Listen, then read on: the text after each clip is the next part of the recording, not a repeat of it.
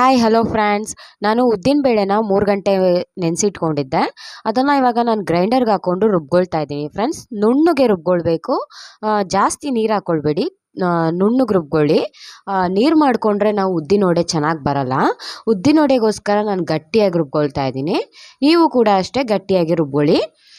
ನೋಡಿ ಎಷ್ಟು ಸಾಧ್ಯ ಆಗುತ್ತೋ ಅಷ್ಟು ಗಟ್ಟಿ ರುಬ್ಕೊಳ್ಳಿ.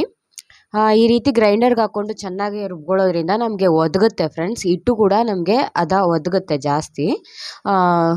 ನೋಡಿ ಹಿಟ್ಟು ರೆಡಿಯಾಗಿದೆ. ಇವಾಗ ನಾನೊಂದು ಪಾತ್ರೆಗೆ ಹಾಕ್ಕೊಳ್ತಾ ಇದ್ದೀನಿ. ನೀವು ಮಿಕ್ಸಿಲಿ ಬೇಕಾದ್ರೂ ರುಬ್ಬಿ ಇಟ್ಕೊಳ್ಬೋದು. ರುಬ್ಬಿದ ಹಿಟ್ಟನ್ನೆಲ್ಲ ಪಾತ್ರೆಗೆ ಹಾಕ್ಕೊಂಡು ಇಟ್ಕೊಳ್ಳೋಣ.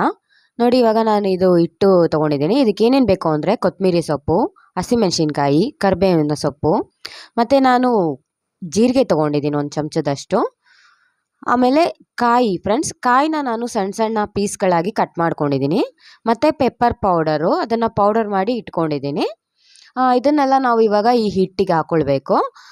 ನಾನೀಗ ಒಂದು ಅಕ್ಕಿ ಹಿಟ್ಟು ಹಾಕ್ಕೊಳ್ತಾ ಇದ್ದೀನಿ. ನಾನು ಒಂದು 2 ಚಮಚ ಆಗೋಷ್ಟು ಅಕ್ಕಿ ಹಿಟ್ಟು ಹಾಕ್ಕೊಳ್ತಾ ಇದ್ದೀನಿ ಫ್ರೆಂಡ್ಸ್. ಈ ಅಕ್ಕಿ ಹಿಟ್ಟು ಹಾಕೋದ್ರಿಂದ ನಮಗೆ ಕ್ರಿಸ್ಪಿನೆಸ್ ಬರುತ್ತೆ, ತುಂಬ ಚೆನ್ನಾಗಿರುತ್ತೆ. ಹಾಗೆ ಪೀಸ್ ಮಾಡಿರೋವಂಥ ಕಾಯಿಗಳು ಮತ್ತು ಸ್ವಲ್ಪ ಜೀರಿಗೆ, ಸ್ವಲ್ಪ ಅಂದರೆ 1 ಚಮಚದಷ್ಟು ಜೀರಿಗೆ ಹಾಕ್ಕೊಂಡಿದ್ದೀನಿ. ಪೆಪ್ಪರ್ ಪೌಡರು 1 ಚಮಚದಷ್ಟು ಹಾಕ್ಕೊಳ್ಬೋದು ಫ್ರೆಂಡ್ಸ್. ಮತ್ತು ಹಸಿಮೆಣಸಿನ್ಕಾಯಿ, ಕೊತ್ತಂಬರಿ ಸೊಪ್ಪು, ಕರಿಬೇವಿನ ಸೊಪ್ಪು ಇಷ್ಟು ಹಾಕ್ಕೊಳ್ಳಿ. ಮತ್ತು ಒಂದು 1/4 ಚಮಚದಷ್ಟು ಅಡುಗೆ ಸೋಡಾ, ರುಚಿಗೆ ತಕ್ಕಷ್ಟು ಉಪ್ಪು.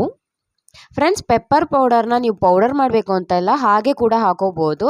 ತಿನ್ನೋಕೆ ಇಷ್ಟ ಇದ್ದರೆ ಹಾಗೆ ಹಾಕ್ಕೊಳ್ಬೋದು, ತಿನ್ನೋಕೆ ಇಷ್ಟ ಆಗಲ್ಲ ಅಂದರೆ ಪೌಡರ್ ಮಾಡಿ ಹಾಕ್ಕೊಳ್ಬೋದು ಫ್ರೆಂಡ್ಸ್. ನಾವೀಗ ಈ ಹಿಟ್ಟನ್ನ ಚೆನ್ನಾಗಿ ಮಿಕ್ಸ್ ಮಾಡ್ಕೊಳ್ಬೇಕು. ನಾವು ಹಾಕಿರೋವಂಥ ಇಂಗ್ರೀಡಿಯೆಂಟ್ಸ್ ಎಲ್ಲ ಮಿಕ್ಸ್ ಆಗಬೇಕಲ್ವ, ಅದಕ್ಕೋಸ್ಕರ ಚೆನ್ನಾಗಿ ಮಿಕ್ಸ್ ಮಾಡ್ಕೊಳ್ಳಿ. ಇದು ಮಿಕ್ಸ್ ಮಾಡಿ ರೆಡಿ ಆದಮೇಲೆ ನೋಡಿ ಈ ಥರ ಬರುತ್ತೆ ಗಟ್ಟಿಯಾಗೆ.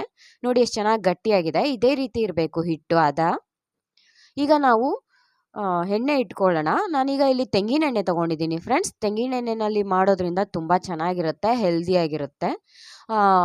ಈಗ ಹಿಟ್ಟು ರೆಡಿ ಇದೆ, ಎಣ್ಣೆ ಕೂಡ ಬಿಸಿ ಆಗ್ತಾ ಇದೆ.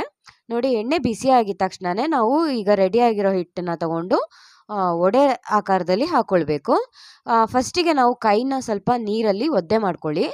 ಆಮೇಲೆ ಸ್ವಲ್ಪ ಉಂಡೆ ತಗೊಳ್ಳಿ, ಹಿಟ್ಟಿನ ಉಂಡೆ ಈ ರೀತಿ ಉಂಡೆ ಮಾಡಿಕೊಂಡು ಅದರಲ್ಲಿ ಮಧ್ಯ ನಾವು ಈ ಥರ ತೂತು ಮಾಡ್ಕೊಳ್ಬೇಕು ಫ್ರೆಂಡ್ಸ್. ಏಕೆಂದರೆ ಇದು ನಾವು ತೂತು ವಡೆ ಆಗಿರೋದ್ರಿಂದ ಮಧ್ಯ ಈ ರೀತಿ ತೂತು ಮಾಡ್ಕೋಬೇಕು. ಈಗ ಎಣ್ಣೆ ಬಿಸಿಯಾಗಿದೆ, ಎಣ್ಣೆಗೆ ಹಾಕ್ಕೊಳ್ತಾ ಇದ್ದೀನಿ.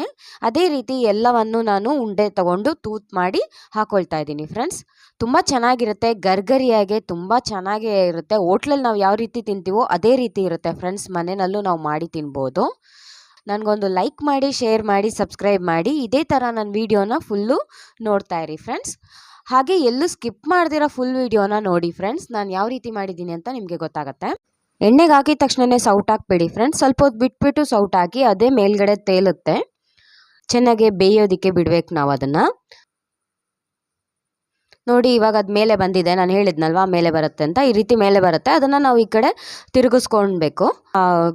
ಕೆಂಪು ಕಲರ್ ಆಗೋಷ್ಟು ಬೇಯಿಸ್ಕೊಳ್ಬೇಕು. ಅವಾಗ ಚೆನ್ನಾಗಿ ಬೆಂದಿರುತ್ತೆ. ಬೆಂದ ಮೇಲೆ ನಾವು ಅದನ್ನು ತೆಗಿಬೇಕು.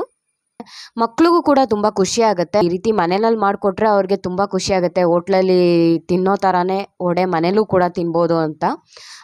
ಈ ವಡೆ ಅಂದರೆ ಯಾರಿಗೆ ಇಷ್ಟ ಆಗಲ್ಲ ಹೇಳಿ ಫ್ರೆಂಡ್ಸ್. ದೊಡ್ಡವ್ರಿಗೂ ಕೂಡ ಇಷ್ಟ ಇದ್ದೇ ಇರುತ್ತೆ.